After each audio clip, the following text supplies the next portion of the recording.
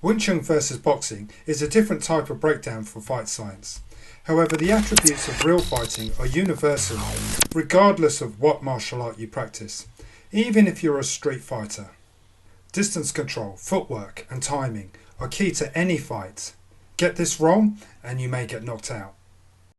It seems that the background to this fight, or contest, is to test the application of the centerline theory in Wing Chun. It seems that the Wing Chun Sifu was determined to prove that centerline punches would beat hooks or haymakers. In other words, punching through the center to intercept hooks would win a fight. I'm not going to jump on the bandwagon and put down both of these fighters. Both deserve our respect, especially a master in Wing Chun.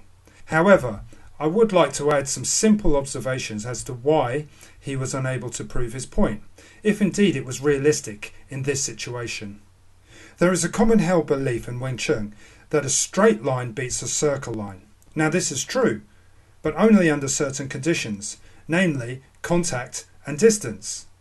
If you have contact at close distance, you're more likely to win the exchange.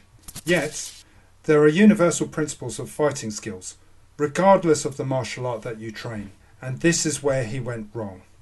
Remember, the right move at the wrong time is the wrong move. Bearing that in mind, I'll discuss his mistakes in 3 key attributes: distance control, footwork, and timing. As in any fight, whether a street fight for self-defense or a sporting contest like this, you have to control the distance to be successful. That said, his first mistake was that he didn't hold his ground. He allowed the boxer to back him up.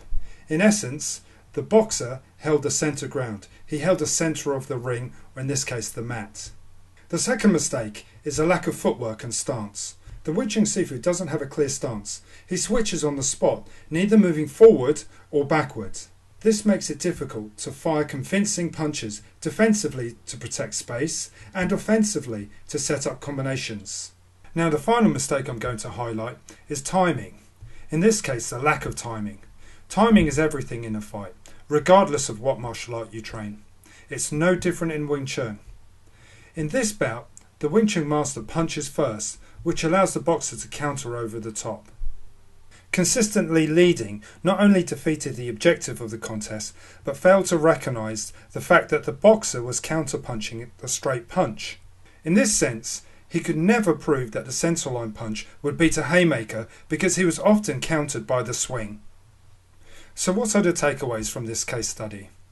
Well, to remind you, the right move at the wrong time is the wrong move. Control of the centre must be achieved by controlling distance, using appropriate footwork, and picking your punches carefully. Under those conditions, he couldn't possibly intercept through the centre while he was moving backwards. Apart from that, basics are basics. You should keep your hands up and move well if you intend to fight.